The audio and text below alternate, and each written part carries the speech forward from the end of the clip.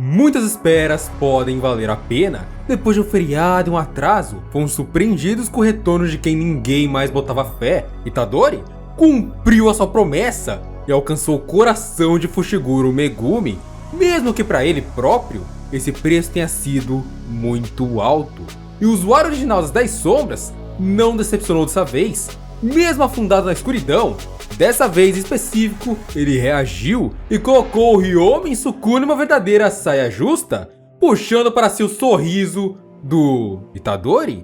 Isso dentro finalmente do campo de batalha. Com essa motivação, o rei sofreu talvez a maior pressão desde a queda do honrado, não só precisando lidar com a morte, mas também com a ascensão de quem ele mais odeia. Dito tudo isso, sejam bem-vindos, agora de forma oficial, a Jujutsu Kaisen 266. Temos aqui conversas sobre busca pela felicidade, sobre objetivos, sobre o que Megumi e Itadori gostariam de proteger, sobre ser forte em excesso, sobre ter que lidar com um poder avassalador, se comparando a pessoas fracas, a dor de Itadori em perder pessoas que ele ama, a dor dele em cobrar hoje aqueles que não querem mais viver. Enfim, descobrimos que o mundo de Jujutsu é de fato muito cruel. E através dos sacrifícios de Yuji e Megumi nessa batalha, agora Sukuna talvez esteja muito, mas muito perto do seu final. E lógico, não tem como fugir o que é aquele dedo. O dedo que é o assunto da semana. De onde vem aquele dedo de Ryomen Sukuna? É o original? É o de Itadori? O que é que tá acontecendo ali? Vamos entender tudo agora. Mas antes de tudo, se inscreve no canal para ganhar Matsumiki e também hype esse vídeo. Seu hype é muito importante. Basta seguir esse tutorial. E deixa aqui nos comentários também a hashtag Itagoshi ou a hashtag Sukunão. Me fala aí de qual lado você tá. Eu vou estar lendo, respondendo e dando coraçãozinho. Mas agora, sem mais tantas enrolações, temos em mãos o capítulo oficial de Jujutsu Kaisen e vamos ler agora juntos. O capítulo começa na conversa de Megumi com Itadori, onde vemos que as duas almas de alguma forma estão ligadas. O que eu acredito ter sido somente possível por causa do domínio de Itadori. Do mesmo modo que ele conversou com Sukuna naquele espaço imaginário, ele ao mesmo tempo conversava com a alma de Fushiguro. E aqui começamos a ter um pouquinho mais do background de Megumi, a forma como ele olhava seus objetivos e principalmente o que Tsumiki Fushiguro significava para ele, o que ele tinha de planos para ela. Megumi disse que só queria criar um mundo onde sua irmã não fosse exposta à infelicidade, pelo menos não da maneira absurda que foi. E mesmo que não tivesse forças ou poder para construir esse mundo, ele queria que pelo menos, enquanto vivo, enquanto ele tivesse ela ao alcance de seus olhos, manter Tsumiki em uma vida não tão vulnerável. E esses sonhos de Megumi giram todos em torno de sua irmã. Ver ela comendo alimentos preparados por ele, como hábito de preparar comida para ela, ver ela observando a roupa lavada no varal pegando sol, ou ver ela andando em meio ao pôr do sol com pessoas como Yuji Itadori, para ver também a confiança que Megumi tem em Itadori, na sua visão de felicidade. Itadori, que em teoria é o seu melhor amigo, está ali ao lado da pessoa que ele mais ama. Então ele confia muito em Yuji e tem a Tsumiki como seu objetivo de proteger durante toda a sua vida. E também é interessante ver que Megumi é um cara muito simples, que é basicamente proteger a irmã, garantir que ela vivesse bem, pelo menos enquanto ele mesmo estivesse vivo, considerando também que feiticeiros Jutsu morrem muito cedo. Depois de tudo isso, temos um discurso de Yuji, que é importante até colocarmos como está no mangá. Então presta bastante atenção aqui agora. Vamos lá. Abre aspas. A doença do vovô começou com um câncer de pulmão. Ele recusou tratamentos mais pesados que tinham efeitos colaterais fortes. Sempre fui saudável, então não entendia bem a ideia de recusar tratamentos ou aquelas conversas sobre eutanásia. Isso sempre pareceu uma realidade muito distante da minha. Eu aguentaria, mas imagino que seja difícil mesmo para quem está passando por isso. Mas, desde que entrei no colégio técnico de Jujutsu, passei por tantas experiências horríveis. E pensar que coisas assim podem continuar para sempre me faz começar a entender as escolhas de pessoas como meu avô, que enfrentaram situações onde não tinha nada a ser feito. E é por isso que não consigo te dizer agora, Fushiguro, para continuar vivendo.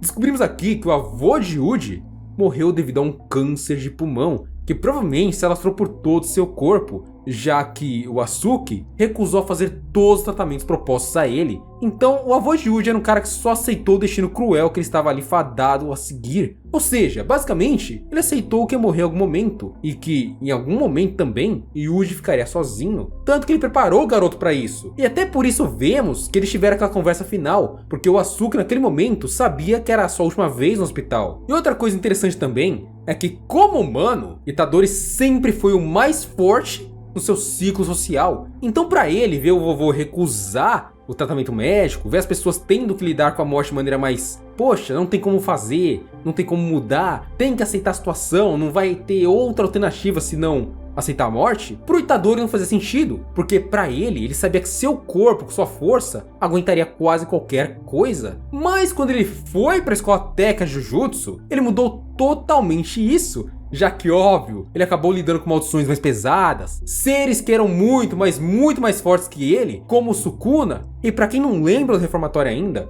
no mangá, o Itadori ele quebra naquele momento, já que é a primeira vez na vida que ele lida com algo que é muito grande pra ele, algo que ele não consegue resolver sozinho, pelo menos não na força física. E por isso, naquele momento ali, dá a entender que foi quando ele começou a entrar nessa linha de que as coisas são mais complicadas do que parece. E óbvio, toda essa discussão levou ele a entender que se ele pedisse pro Fushiguro ficar mais tempo ali em vida, apenas para lutar com Sukuna e talvez sofrer mais sem a sua irmã ali, seria extremamente cruel. Ele estaria sendo muito ruim com Megumi. Ele estaria pedindo uma coisa que levaria ele a sofrer.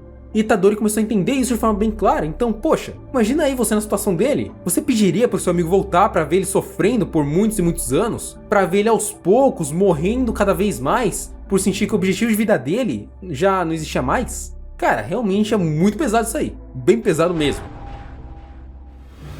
Aqui voltamos à batalha assombrada na terra de Shinjuku, que ainda não acabou, infelizmente. Para lidar com o domínio de Itadori, imediatamente Sukuna usa sua cesta de vim vazia, a sua técnica de domínio, e também já vemos ele de volta com seu corpo Ladera-Rei reencarnado, saindo daquela visão que estávamos Sukuna no corpo de Itadori. É interessante também observarmos a vista do território de Yuji, com diversos patos em volta do campo de batalha, e também uma paisagem rural, um domínio bem diferente e bem ambientado, de fato bonito.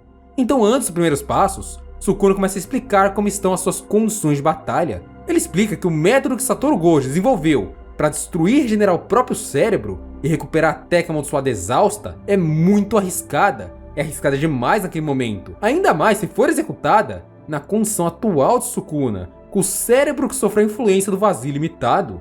E por esse motivo, ele acabou optando por usar a cesta de vim vazia ao invés de recuperar sua técnica exausta. Ou seja, ele preferiu usar técnicas de domínio ao invés do santuário malevolente. E essa técnica de domínio se assemelha muito ao domínio simples, tendo uma emissão de energia menor que a de um domínio completo. Domínio completo, no caso, é aquele imbuído com acerto garantido e grandes extensões de pactos. Mas o domínio simples, a cesta de Vime, permitia ao xamã que está dentro do domínio ganhar tempo e evitar por um período o acerto garantido. Mas lógico, uma hora ou outra, essa técnica de domínio vai acabar quebrando e o acerto garantido inevitavelmente vai acabar acertando o xamã. Pelo menos em casos normais. Foi o caso de Yuki Tsukumi em sua disputa com Kenjaku e também de Satoru Gojo em disputa com Ryomen Sukuna, onde de momento ou outro o domínio simples acabava cedendo e os domínios completos dominavam. Porém, no caso de Ryomen Sukuna, ele tem uma vantagem biológica e coloca ele em uma posição muito boa dentro de qualquer território. Por possuir 4 braços, Sukuna pode manter os selos de mão da cesta de vim vazia, mantendo a emissão de energia da técnica por praticamente o período inteiro do domínio adversário, conseguindo assim continuar lutando com seus outros braços, sem perder a disputa pelo território. E foi assim que ele lidou com o domínio de Utokotsu, sem ser pego pelo acerto garantido.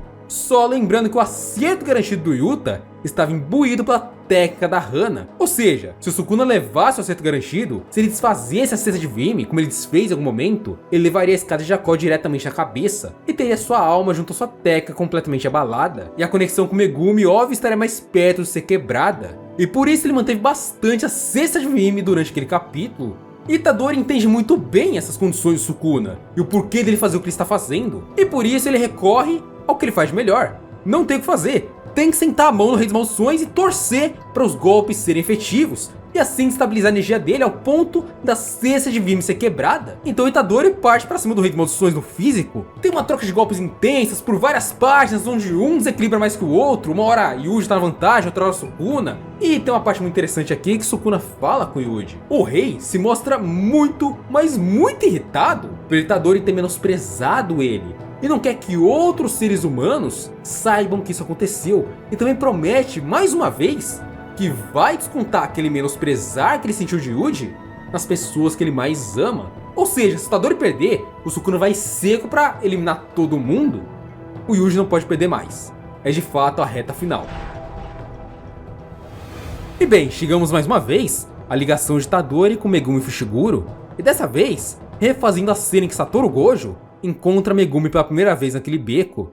Mas dessa vez, quem está na posição de Gojo é o próprio Yuji Itadori. A cena acontece parecida, com Megumi virando para trás e questionando o que havia de errado com o rosto de Yuji. E aqui é uma cena muito, mas muito triste.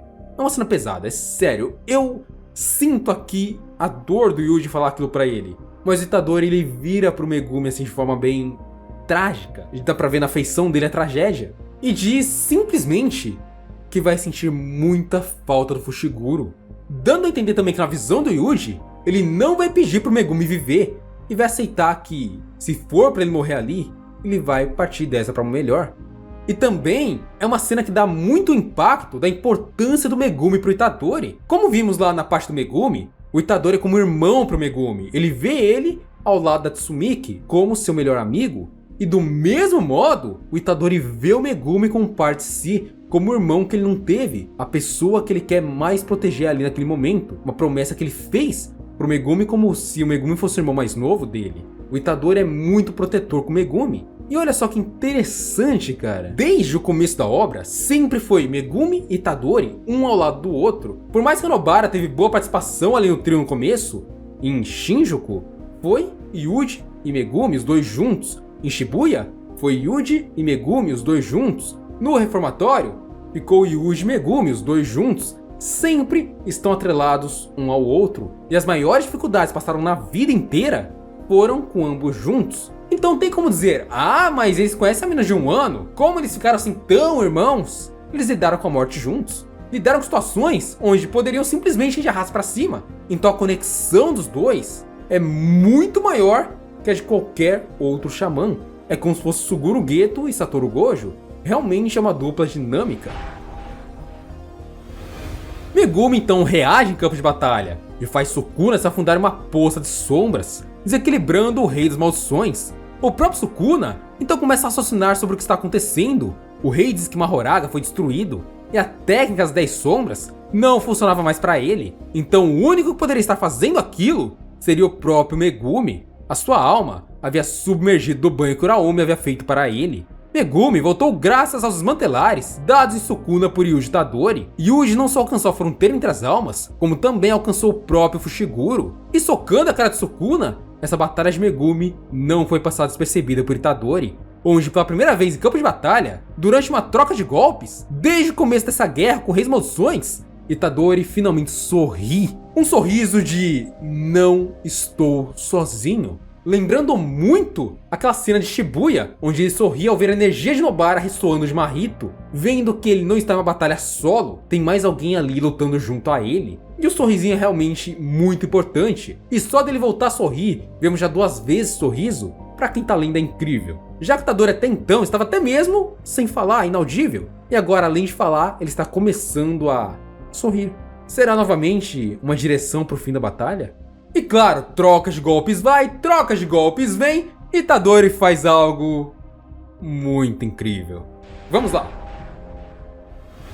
A cesta de Vimy vazia de Sukuna é finalmente quebrada. Itadori acerta vários golpes efetivos no rei e causa esse efeito. O próprio Sukuna percebe que não consegue anular os golpes de Yuji com a técnica amaldiçoada reversa e também que está em apuros, logo fica vulnerável ao acerto garantido. Lembrando também que cada golpe do Yuji são golpes na alma, ou seja, Sukuna está sofrendo bastante, então não restou opções para o Rei das Maldições. Ele teria que tentar. Diversos cortes aparecem em um instante, e a manopla que Itadori usava em seu braço acaba partindo em pedaços. Itadori percebeu Sukuna havia recuperado sua técnica amaldiçoada exausta, usando a técnica de recuperação desenvolvida por Satoru Gojo. E sem perder tempo, o Sukuna faz o selo de mão do Satoru e vai expandir domínio. E uma coisa interessante é que ele faz o selo de mão igual ao do Satoru Gojo, mesmo tendo as duas mãos, podendo fazer o selo de seu santuário. Então, provavelmente o pacto que ele fez no passado ainda assim está de pé e ele precisa expandir igual o Gojo expandia. Mas também uma coisa interessante é que ele chegou a falar expansão de domínio, e não é a primeira vez que ele fala expansão, mas não expande. Já aconteceu antes, que foi na entrada de Yutokotsu, o corpo de Satoru Gojo, onde lá no capítulo ele também fez o selo de mão e falou expansão de domínio, mas não expandiu nada. E agora, novamente, ele falou expansão de domínio, mas eu acredito que ele não expandiu, porque na mesma cena ele ficou surpreso. Itadori mostra sua mão para o Rei das Maldições. E aqui percebemos que não faltava só um dedo em Yuji, que em teoria seria o dedo que Sukuna arrancou para fazer Megumi o comer, mas sim o que faltava em Itadori eram 2 dedos. Nossa última vista nesse capítulo é de um dedo de Ryomen Sukuna, completamente amarrado e selado, no alto de uma torre rodeada de escadas. Ok, mas Yuta não tinha comido o dedo de Sukuna? O que aconteceu aqui? Por que falta 2 em Itadori? Bom, uma teoria que a comunidade desenvolveu durante a semana seria que Yutokotsu comeu um dos dedos de Yuji Itadori. Ou seja, a técnica do santuário que ele usou no domínio para clivar o Sukuna foi a técnica de Yuji, e não a do Rei das Maldições. E o dedo devorado seria o dedo de Itadori. E por isso Itadori estaria sem 2 dedos. Mas também tem uma outra teoria que, bom, Sukuna perdeu uma mão ali lutando com Hiromi Higuruma. Arika poderia ter passado no campo de batalha e comido essa mão, copiando sim o santuário de Sukuna, justamente para confundir o Rei das Maldições e dar a entender que seu último dedo estaria com a Shikigami. E lógico, para onde foi o outro dedo de Yuji nessa teoria, não tem como saber, mas de fato na torre cercada de escadas tem um dedo do Ryomen Sukuna largado e selado, que provavelmente é o mesmo dedo que Satoru Gojo guardou lá justamente pro Yuji Itadori não acabar sendo executado no final dos 20 dedos consumidos, para ele ficar sempre com 19 e viver a vida como qualquer jovem. Lógico, possuído, sim, mas como qualquer jovem. Também tem a opção de tudo ser um blefe do Yuji, e o dedo do Sukuna nunca ter sido utilizado de fato. Yuta também teria blefado, e Sukuna, desde o início, estaria caindo de blefe sobre blefe. E eu vou pedir pra você uma coisa bem importante, deixa aqui nos comentários as suas teorias, que eu vou estar lendo e fazendo um vídeo sobre, porque eu gosto bastante de teorias sobre capítulos. Sai aqui ou sai no canal Shorts, eu sempre curto muito estar lendo. E uma que um colega meu falou pra mim, até no dia, foi que, bom, tudo ali poderia ser uma metáfora. Aquele dedo uma metáfora talvez pra ação de Yuji de campo de batalha, como se Itadori estivesse ali com o último dedo de Sukuna, e aquela foi a visão do rei sobre algo que está prestes a acontecer. Talvez o Yuji selando seu poder, não tem como saber. Ou talvez seja uma visão interna do corpo de Ryomen Sukuna, onde seus dedos estariam desconectando de si e sua alma estaria estabilizada, algo bem mais metafórico assim. Mas enfim, não tem como saber ainda. Eu espero ler muitas teorias aqui nos comentários, é sério. Mas não esquece de se inscrever aqui no canal para ganhar Matsumiki, deixa aqui a hashtag Itagoshi ou a hashtag Sukunão para saber de qual lado você tá, e não esquece de hypar o vídeo, é só seguir o tutorial, é sério. Obrigado por chegar até aqui e vejo você no próximo vídeo.